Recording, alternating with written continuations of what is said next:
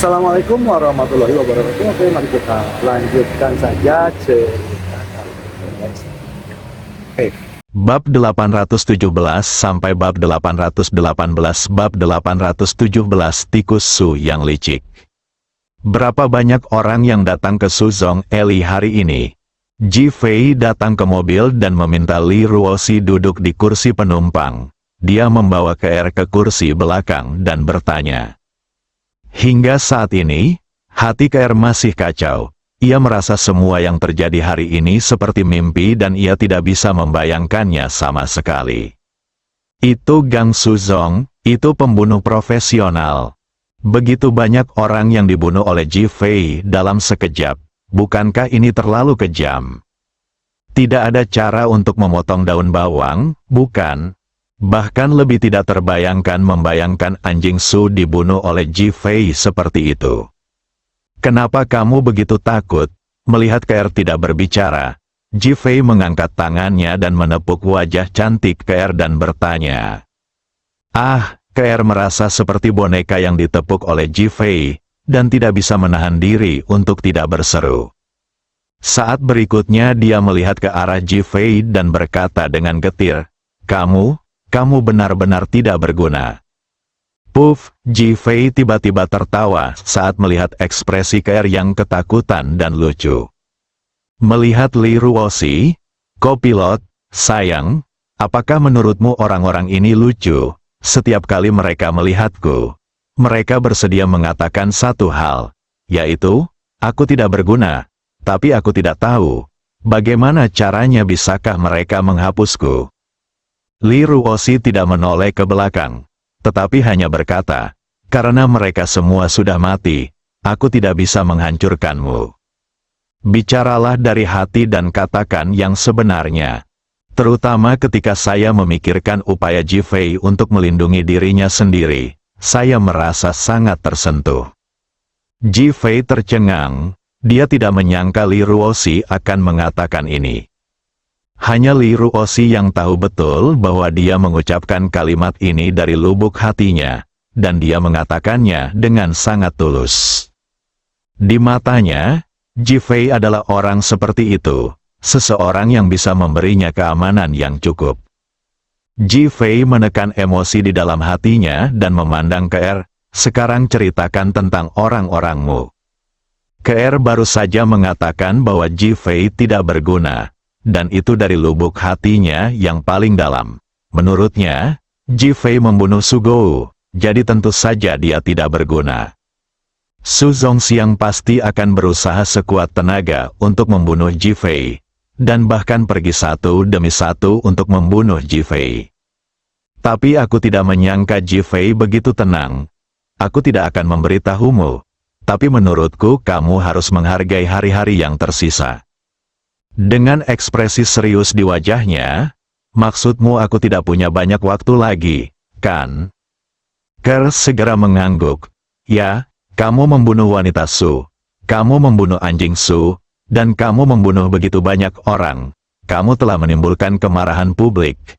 Akan aneh jika kamu tidak dibunuh. Ji Fei mengangguk. Menurutku apa yang kamu katakan masuk akal. Tapi belum pasti siapa yang akan membunuh siapa. Terutama saat kamu berada di tanganku. Tentu saja. Aku yakin mereka akan mendatangimu apakah mereka ingin menyelamatkanmu atau membunuhmu. Jadi kamu adalah umpan terbaik. KR tertegun, lalu menatap Ji Fei dengan heran. Apakah kamu tidak takut mati? Saya hanya khawatir semua musuh saya sudah mati dan saya tidak punya lawan. KR tak bisa bicara, rasanya ingin menyombongkan diri. Patah, Ji Fei menepuk punggung KR, menyebabkan KR jatuh pingsan. Dia pergi ke depan dan mengemudi. Suamiku, apakah pihak lain itu sangat kuat? Li Ruoxi bertanya barusan. Dia tidak ingin KR mendengar ketakutan di hatinya. Sudut mulut Ji Fei melengkung. Apa yang menakutkan? Mereka sangat kuat. Jadi kita akan menggunakan lebih banyak kekuatan untuk menghancurkan mereka dan memberitahu mereka bahwa ada beberapa orang dan hal di dunia ini yang tidak dapat mereka provokasi. Li Ruosi tidak mengerti apa yang dimaksud Ji Fei, tapi dia masih mengangguk. Aku percaya padamu. Ji Fei mengangkat tangannya dan menyentuh tangan gioknya. Kekuatan internal memasuki tubuhnya, dan Li Ruosi benar-benar tenang. Didi, ponsel Ji Fei berdering, dan ketika dia melihat itu adalah panggilan dari Phoenix, dia menekan tombol untuk menyambung. Tuan, apakah Anda baik-baik saja? Phoenix bertanya di ujung sana. Ji Fei mengangkat tangannya dan menyentuh hidungnya. Saat ini, dia bertanya pada dirinya sendiri apakah ada yang salah. Anda telah membunuh begitu banyak orang bahkan sebelum Anda memikirkannya. Tuan, pihak lain juga memiliki susu di sini kali ini. Dia sendirian dan sulit ditangkap. Saya telah mengejarnya dan gagal mengejar. Jadi saya akan menyerahkan Sudok kepada Anda. Saya percaya pada kekuatan Anda. Setelah Phoenix selesai berbicara, senyuman licik muncul di sudut mulutnya. Apa yang dia katakan itu benar. Tetapi dia juga ingin melihat apakah Ji Fei punya istri setiap hari, menikmati minuman dan seks, dan menyia-nyiakan kekuatannya. Dan ketika dia mendengar bahwa Qi Yuan mengatakan bahwa dialah yang paling bertanggung jawab atas perjalanan ke kota Nancy, Ji Fei tidak mengambil tindakan apapun yang membuatnya curiga. Tahukah kamu, bukankah Lubu yang sombong itu akhirnya kehabisan tenaga hanya karena setiap hari bersama Diao Chan? Faktanya, dalam adegan hari ini, Susu benar-benar berada di dekatnya, dan Phoenix juga berada di dekatnya. Susu awalnya ingin membantu Sugou dan yang lainnya menghadapi Ji Fei pada saat kritis. Tetapi dia tidak menyangka bahwa Ji Fei akan bereaksi begitu cepat dan kuat sehingga dia gagal bahkan tanpa memiliki kesempatan untuk membantu Sugou dan yang lainnya. Dia melarikan diri dengan cepat, dan Feng Huang juga mengikutinya secara diam-diam. Dia baru saja melihat Susu memasuki toilet pria dan meluangkan waktu untuk memanggil Ji Fei. Itu hanya sekumpulan ikan kecil dan udang. Jangan khawatir. Bagaimana kabarmu di sana? Ji Fei bertanya, seharusnya bisa melakukannya. Bagus, aku akan menitipkan anak mereka di perusahaan keamanan Bameng.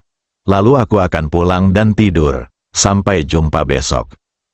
Setelah Ji Fei selesai berbicara, dia langsung menutup telepon. Sisi lain Phoenix juga mulai sibuk. Ji Fei mengantar KR ke perusahaan keamanan Bameng dan menyerahkannya kepada Qi Yuan. Dia memberitahu Qi Yuan bahwa KR tahu cara mengecilkan tulang dan memberikan perhatian khusus padanya, lalu kembali ke villa. Dia dan Li Ruosi pergi tidur bersama. Setelah kegembiraan hari ini, Li Ruosi ingin memberi Ji Fei seorang bayi, jadi dia bertindak sangat proaktif dan sangat aktif. Dua orang benar-benar tenggelam dalam dunia mereka. Feng Huang di sisi lain menunggu di luar selama setengah jam tetapi tidak melihat Susu keluar. Dia segera menyadari ada sesuatu yang tidak beres dan langsung bergegas ke toilet pria. Ah, ada seorang pria di dalam yang sedang kencing. Ketika dia melihat Phoenix, dia berteriak ketakutan. Phoenix mengabaikannya dan membuka pintu toilet. Yang pertama kosong, yang kedua kosong. Semuanya kosong, di mana bayangan surat, Phoenix tahu dia telah dibodohi, sialan. Dia menggumamkan sesuatu dan segera berbalik dan berjalan keluar. Pria yang baru saja berteriak itu terangsang saat melihat Phoenix mengenakan jaket kulit hitam dan celana panjang kulit, seksi dan menarik, cantik, kamu harus memberiku kompensasi mental. Kompensasi untuk apa? Phoenix bertanya sambil berjalan. Bantu aku menguji apakah kamu masih memiliki kemampuan. Pria itu tersenyum cabul dan melemparkan dirinya ke arah Phoenix dengan tangan terbuka. Phoenix sangat marah, mengangkat kakinya dan menendang bagian tengah kaki pria itu. Aduh, pria itu melompat berdiri, menutupi selangkangannya dengan tangan, dan melolong dan menjerit. Tidak perlu ujian, kamu tidak akan pernah mampu dalam hidup ini. Setelah Phoenix selesai berbicara, dia berbalik dan keluar dari toilet. Dia melihat sekeliling tetapi tidak dapat menemukan surat. Pada akhirnya, sudah terlambat untuk memeriksa waktu dan saya tidak memberitahu Jifei. Jadi saya harus kembali ke perusahaan keamanan Bameng. Di perusahaan keamanan Bameng, Qiyuan baru saja keluar dari kamar Julie. Dia mengikat KR dan memasukkannya ke kamar Julie, meminta Julie membantu mengurusnya. Qiyuan tidak peduli dengan KR, dia hanyalah seorang pembunuh ayam yang lemah.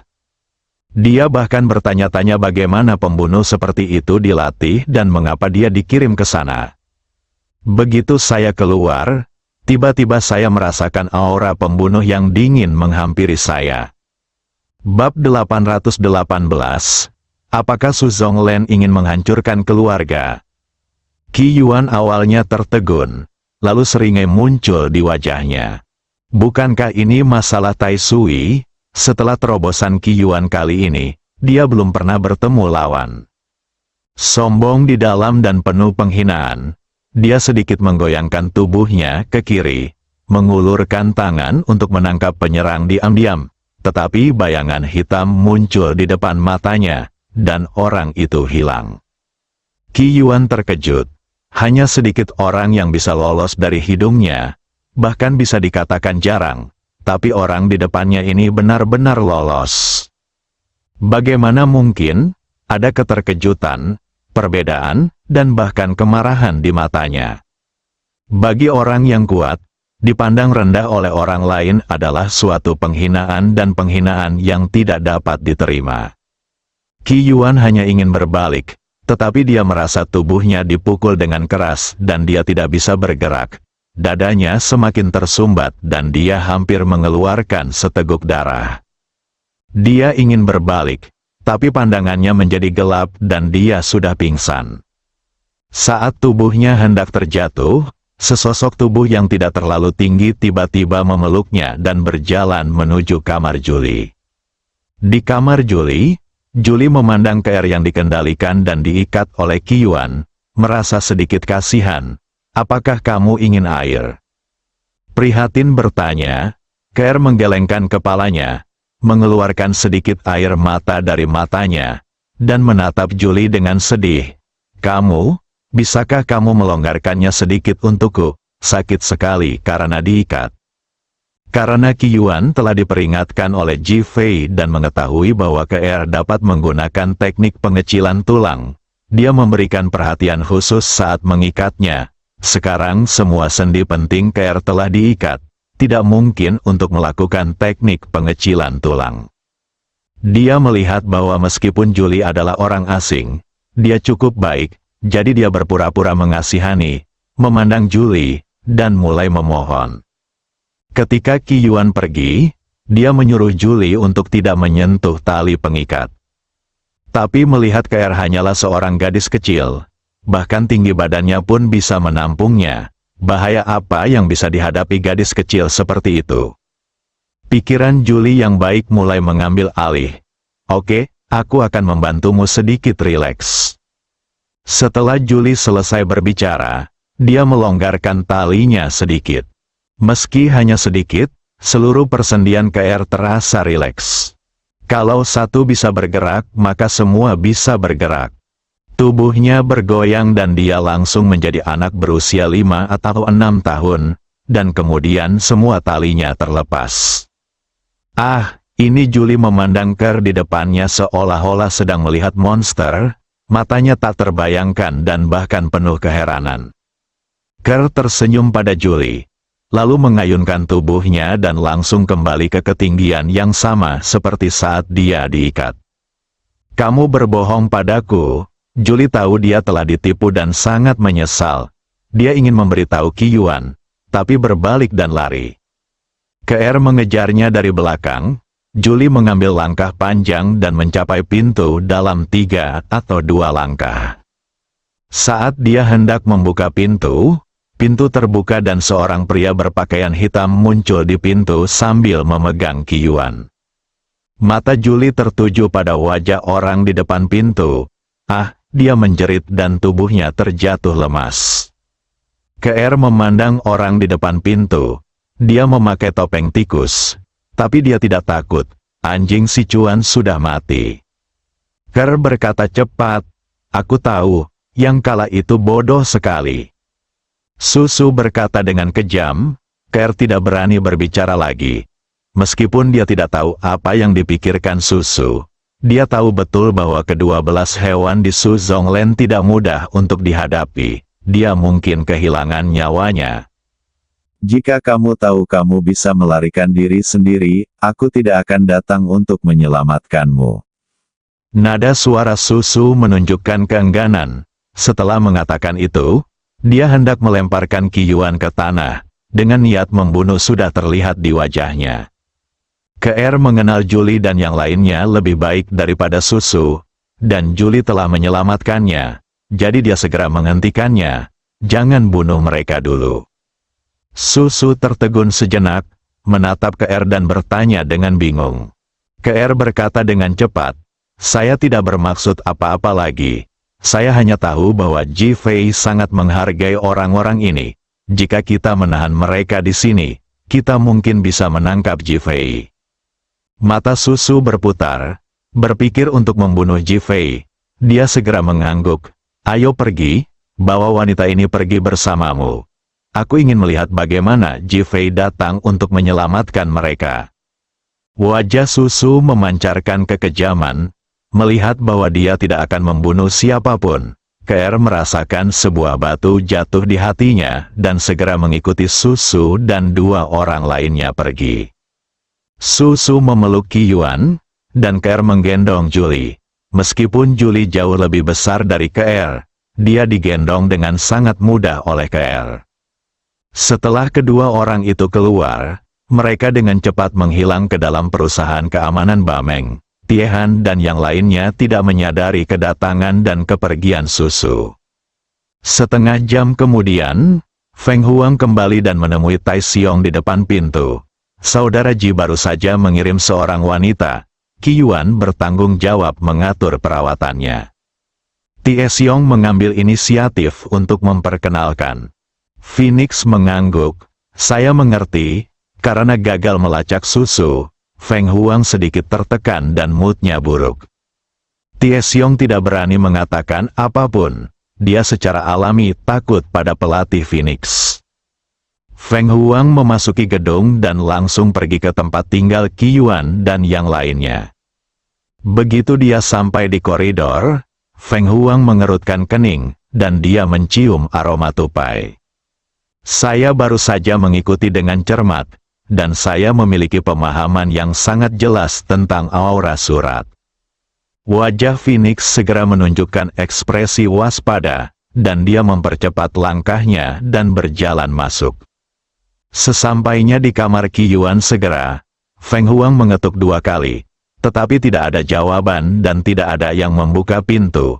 Dia hanya membuka pintu dan masuk, di mana bayangan Qi Yuan di dalam. Feng Huang diam-diam mengeluh, jadi dia mempercepat langkahnya dan berjalan menuju kamar Julie. Pintu kamar Julie terbuka, dan tali pengikat ker terlepas dari tempat tidur. Ini wajah Phoenix tiba-tiba ditutupi garis-garis hitam, dan matanya menunjukkan niat membunuh. Dia tidak pernah menyangka seseorang akan datang ke sini untuk menyelamatkan orang tersebut, dan bahkan menangkap orang tersebut. Qi Yuan, khususnya, tidak lagi seperti dulu, dan sepenuhnya di luar jangkauan orang biasa. Wajah Phoenix menunjukkan kemarahan, tapi dengan cepat digantikan oleh kecemasan. Dia segera mengeluarkan ponselnya dan menelepon Ji Fei. Meskipun Ji Fei sibuk dengan Li Ruoxi untuk waktu yang lama sebelum tidur, dia selalu waspada. Ponselnya hanya bergetar sedikit dan dia segera bangun. Ketika dia melihat itu adalah panggilan Phoenix, Ji Fei melompat ke tanah. Bahkan jika dia tidak menjawab, dia tahu sesuatu yang penting pasti telah terjadi. Jika tidak, dengan kepribadian Phoenix, dia tidak akan meneleponnya saat ini. Setelah keluar dari ruangan dan menekan jawaban, suara cemas Phoenix segera terdengar dari dalam. Qiyuan dan Julie ditangkap oleh tikus Su. Kapan itu terjadi? Jifei bahkan tidak bertanya kenapa, bahkan tidak bertanya bagaimana Phoenix melacaknya. Dia tahu betul bahwa jika Phoenix dijamin bisa menangkapnya, masalah seperti itu tidak akan terjadi. Saya gagal melacak surat di kamar mandi pria setengah jam yang lalu. Ketika saya kembali, saya menemukan bahwa mereka telah hilang. Oke, saya mengerti. Datang dan lindungi Li Ruoxi segera, dan saya akan mencari Qiyuan. Bagus. Phoenix menutup telepon. Wajah Jifei dipenuhi dengan niat membunuh. Apakah Su Zonglen ingin menghancurkan keluarga? Bersambung.